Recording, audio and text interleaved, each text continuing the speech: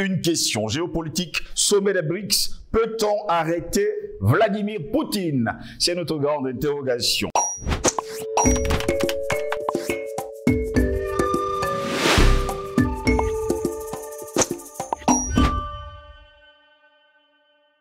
La vie est une scène de théâtre où chacun arrive, joue son rôle et disparaît. Sur ce, mesdames, messieurs, bonjour. Bienvenue à toutes et à tous à cette édition de Parole panafricaniste. Le président russe est visé depuis le mois de mars dernier par un mandat d'arrêt international pour crime de guerre. L'Afrique du Sud est donc théoriquement censée arrêter Vladimir Poutine s'il pénétrait sur son territoire.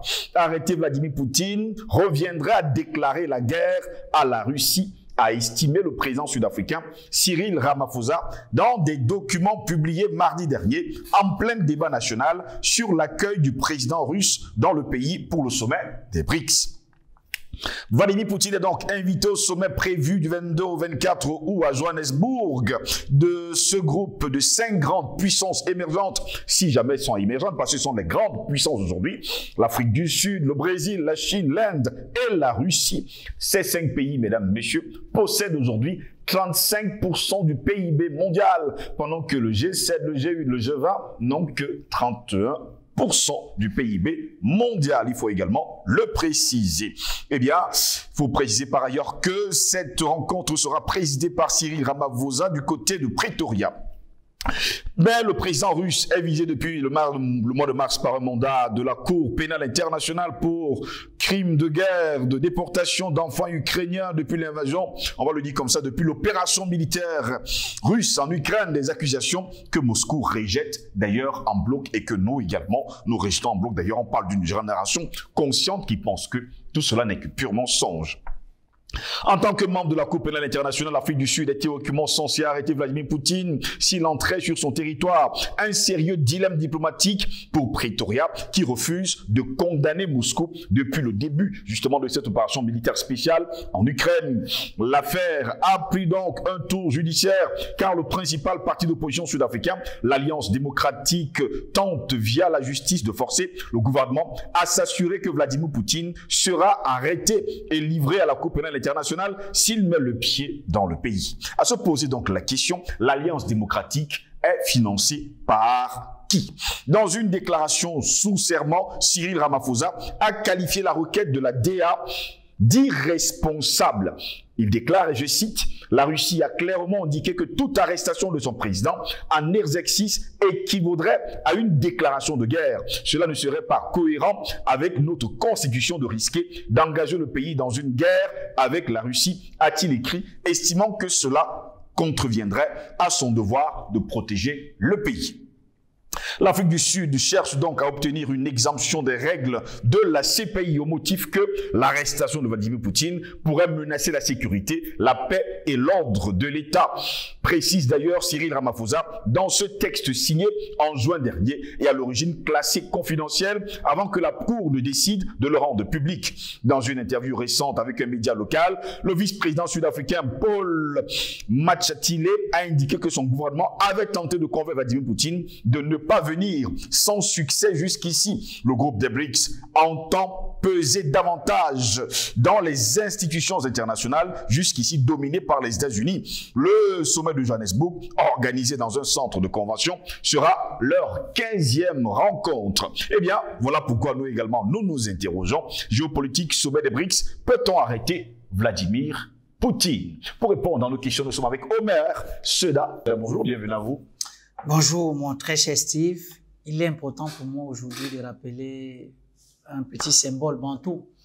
Chez nous en Afrique, quand la poule veut mourir, elle bat de l'aile. Oui. Je voudrais, en toute honnêteté et toute gentillesse, aider le monde occidentalo-américain qui est en déclin, qui est en train de mourir, mais qui bat de l'aile. Et c'est pour ça que je voudrais transmettre un bonjour à un personnage qui me tient à cœur, le président ukrainien.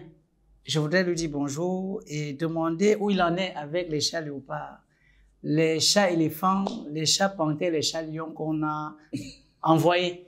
Je crois que il est déjà sorti de la gueule de ce grand voisin qui veut se épurer ce qui est maléfique. à ses frontières. Bonjour à lui. Merci à vous, Monsieur Da, d'être avec nous ce matin. On le sait déjà depuis des mois, le sommet des BRICS aura bien lieu du 22 au 24 août du côté de Johannesburg. Même problème cependant, turlupine, on va le dire comme ça, l'Afrique du Sud, eh bien, qui est membre, on va le dire comme ça, signataire du statut, on appelle ça quoi déjà, de Rome, et qui, jusqu'à preuve de contraire, fait partie justement de la Cour pénale internationale. On lui demande d'arrêter Vladimir Poutine et de le remettre entre les mains de la Cour pénale internationale. Pardonnez-moi si je souris.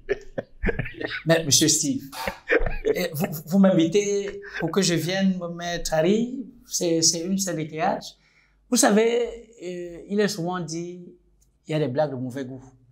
Et franchement, ce que vous venez de dire en est une. Oui. Je me demande bien si le président Poutine est un rat qu'on devrait arrêter. Bon, arrêtez-moi déjà par qui? Vous parlez de la Cour pénale internationale. Bon, la Cour pénale d'injustice. J'aurais bien voulu que ce soit de façon chronologique.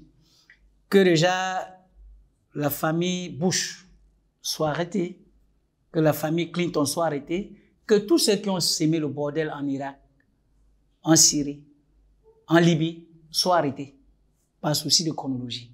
Mais comme c'est un instrument pour asservir, une fois de plus, ceux qui refusent le diktat de l'impérialisme occidental, alors on vous sert un torchon de ce qu'on appelle une décision de justice, d'une justice qui elle-même est injuste, sur tous les plans.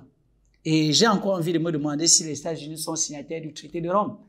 Allez savoir de qui se moque-t-on là. Lorsqu'on parle de ce sommet des BRICS, avant de répondre à votre question, il faudrait que nous soyons sincères de dire aux gens, ouvrez grandement vos yeux. Le monde est en pleine mutation. Et ce sommet, c'est le cauchemar de l'Occident. Ce sommet vient répondre à un besoin absolu de dédollarisation du monde.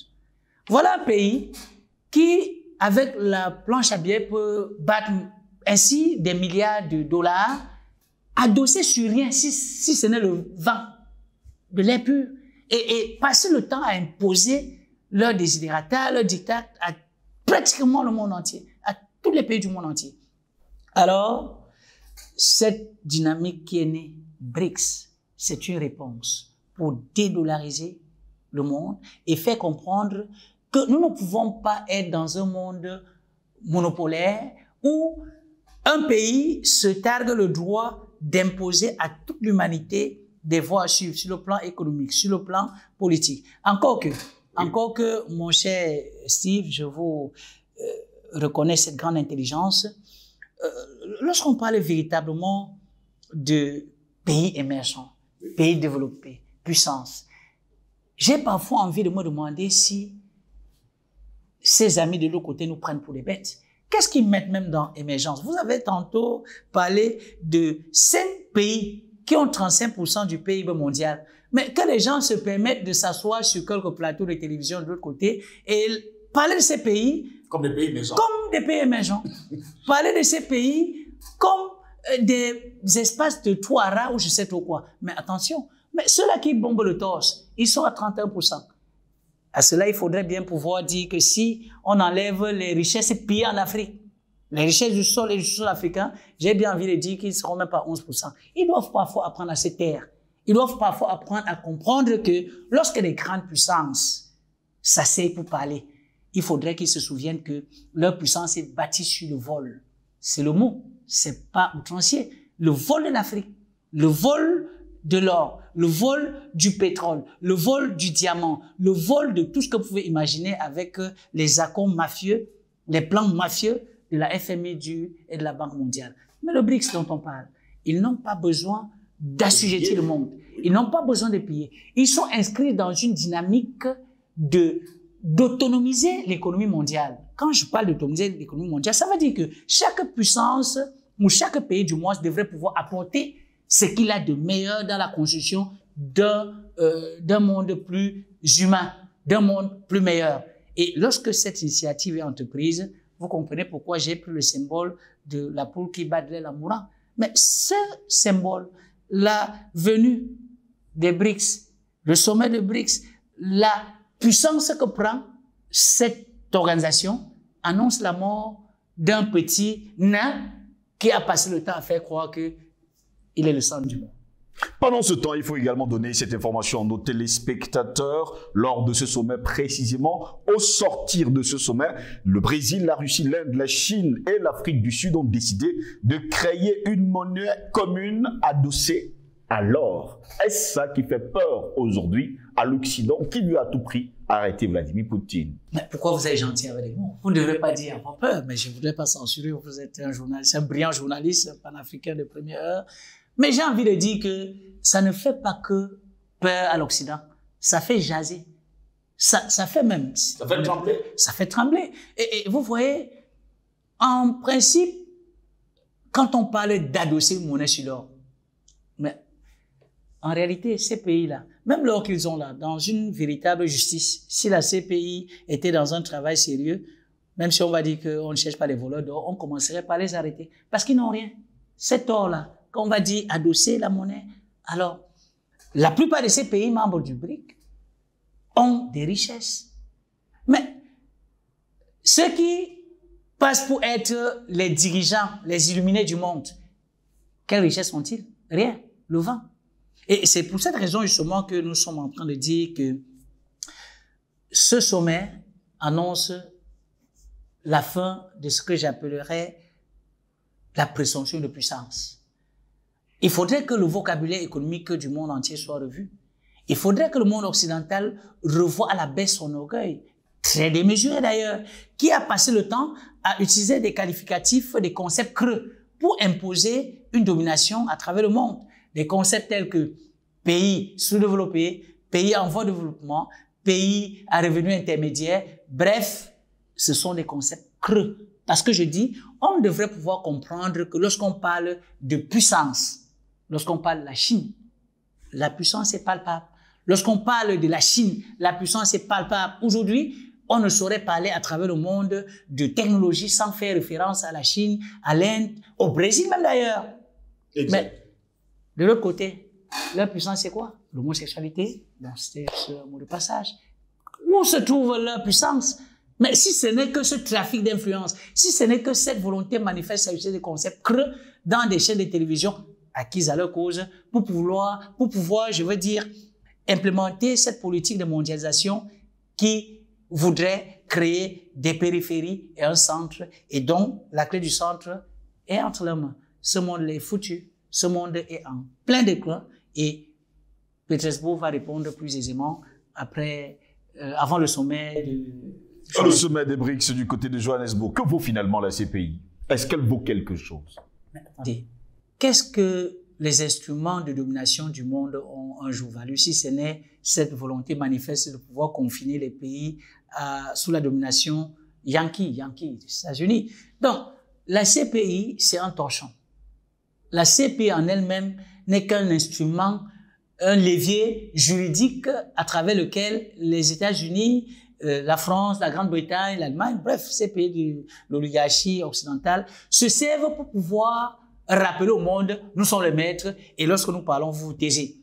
Et c'est justement pour cette raison que lorsqu'il y a un quelconque ou un semblant de violation des droits de l'homme, ils vous brandissent les menaces de la CPI.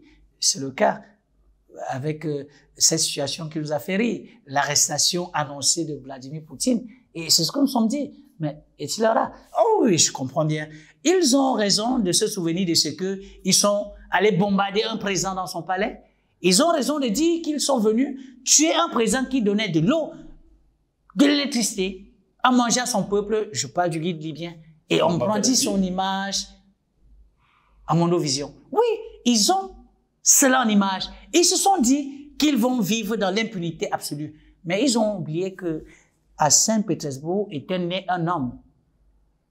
À Saint-Pétersbourg était né un humaniste de la dimension de Vladimir Poutine qui, chemin faisant, a compris que la meilleure façon d'arrêter cet orgueil de l'Occident, c'est de passer à ce qu'on appellerait la réponse du berger à la bergère.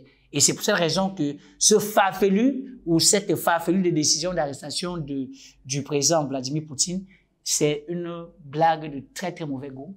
Et Certains m'ont répondu, si vous permettez, d'entrer un peu dans les détails sur notre plateforme. On dit, vous savez autant que moi que le président Poutine va assister à ce sommet par vidéoconférence. Mais donc on voulu croire ou vous laisser croire que c'est la peur de se faire arrêter. Mais non, quelle comédie. Justement, l'Afrique du Sud, qui est le pays hôte, n'est pas inscrit dans la dynamique de domination, même si il a signé des accords, ratifié les accords de Rome. Et le président Ramaphosa a été assez clair. Il s'est prononcé sans embâche sur cette question. Il est hors de question de croire un tant soit peu que le président Poutine est la malvenue à Johannesburg, est la malvenue en Afrique du Sud. Autant qu'il voudra y être, il sera protégé. Il ne sera pas. Non, je refuse que nous utilisions le mot protégé. Il n'a même pas besoin d'être protégé. Ceux qui disent qu'ils vont l'arrêter sont-ils déjà protégés comme lui? Ça, c'est la comédie. Mais il faudrait qu'ils se souviennent de ce chemin de Omar, le président soudanais, non? Omar El-Béchir. El-Béchir. Bon, c'était, il me semble, toujours l'Afrique du Sud, non? Oui. Et il y a eu tout un tapage par rapport à son arrestation. Il a été arrêté? Non. Je ne pense pas. Et vous croyez donc que si ce n'a pas été le cas avec Omar El-Béchir, c'est le grand maître du Kremlin qui va être inquiété de ce côté-là? Jusqu'à preuve de contraire, il y a quand même une question. Ils ne savent pas où se trouve Vladimir Poutine pour aller l'arrêter. Ou bien alors, ils ont peur ou ils tremblent par le fait d'entrer sûrement du côté de Moscou. Vous ne comprenez... Bon, quand je dis que vous comprenez aisément. Et votre question, c'est pour éclairer la lanterne des auditeurs, des téléspectateurs, pour simplement rappeler que j'ai parlé tantôt de cette poule qui bat de l'aile au moment de mourir. Mais comprenez que ils ne vont jamais s'avouer vaincus. Ils ne vont jamais s'avouer faibles de leurs propres faits.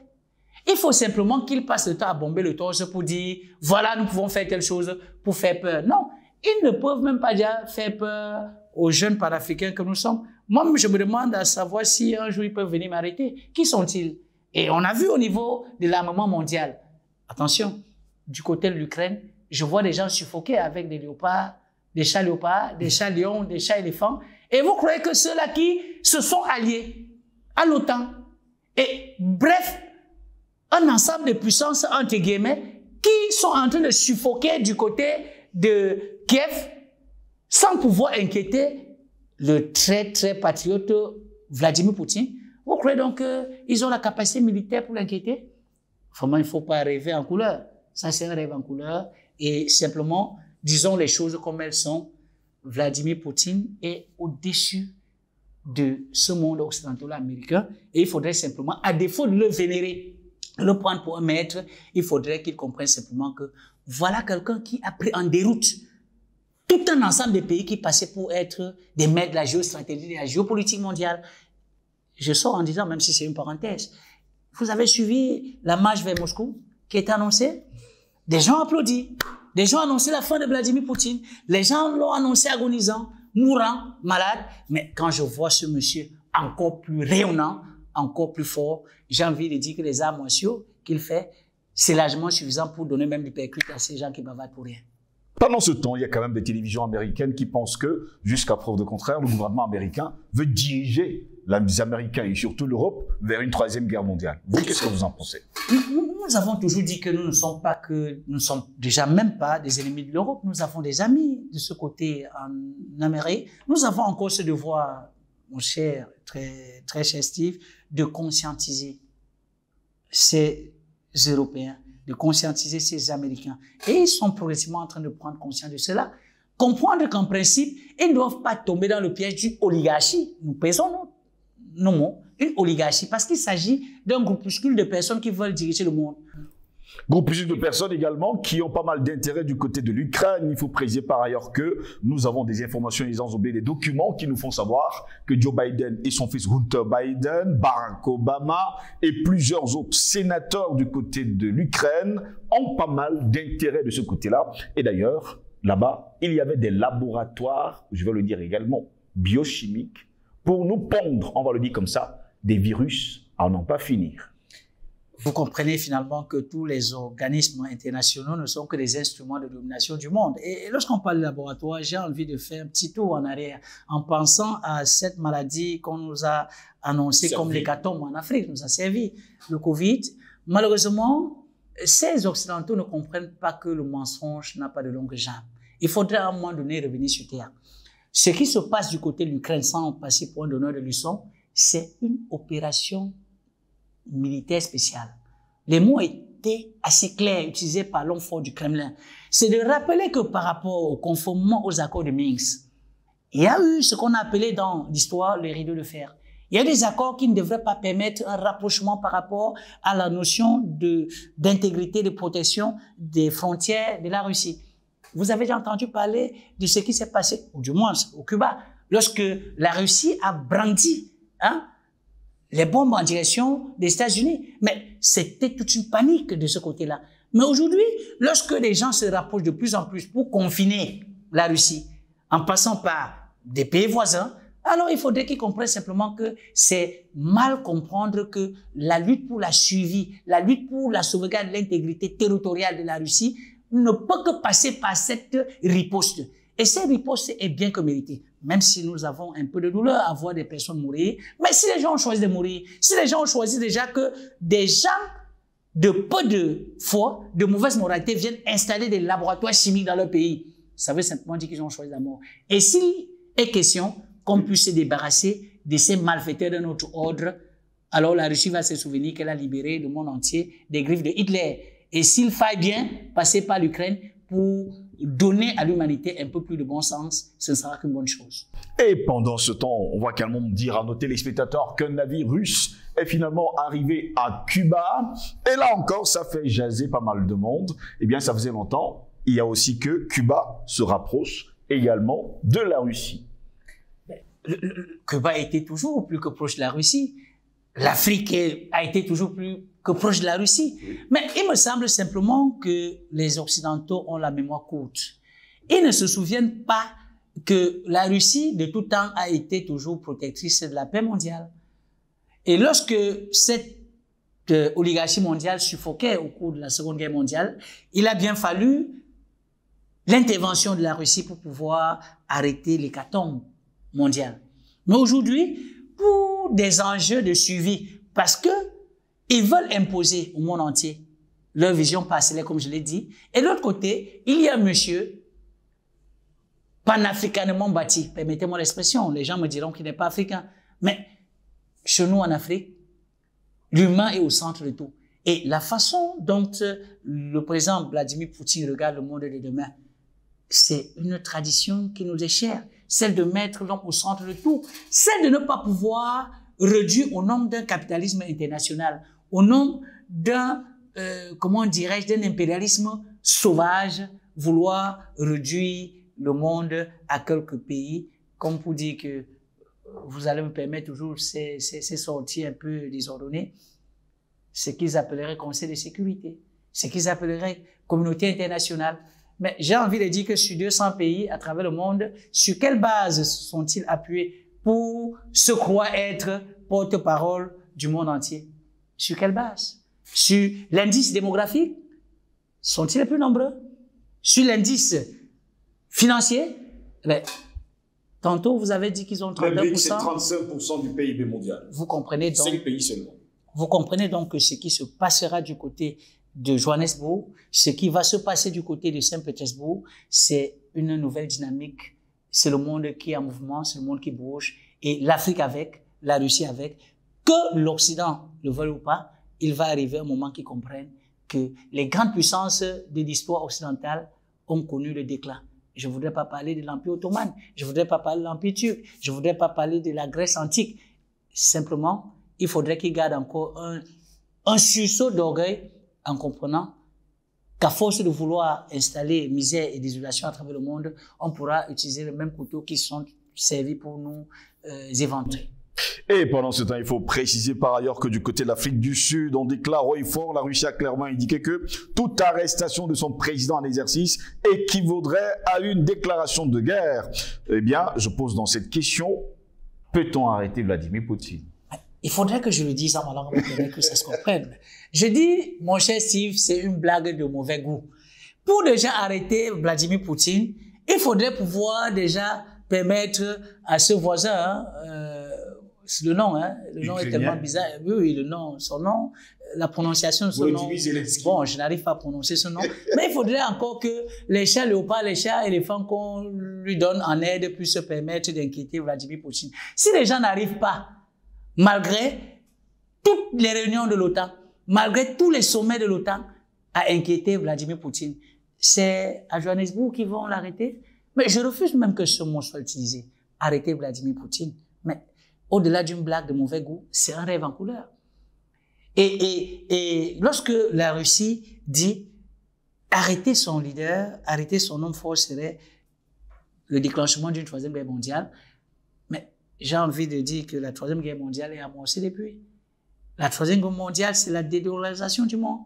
Et lorsque vous voyez les gens pleurer à longueur de journée sur des chaînes de télévision mainstream, là, c'est simplement parce qu'ils sont en train de comprendre que d'ici 5, 10, 15, 20 ans, alors les regards ne seront plus tournés vers Washington, vers Paris, vers Londres. Les regards seront tournés vers Pékin, vers Johannesburg, vers Brasilia, oui, vers Moscou. Et c'est le cas, qu'ils le veulent ou pas. Je voudrais simplement leur rappeler une citation de leur fils, Pantarekai Oudelmene. Tout s'écoule et rien ne demeure. Ils ne peuvent pas arrêter le cours de l'histoire. Merci à vous.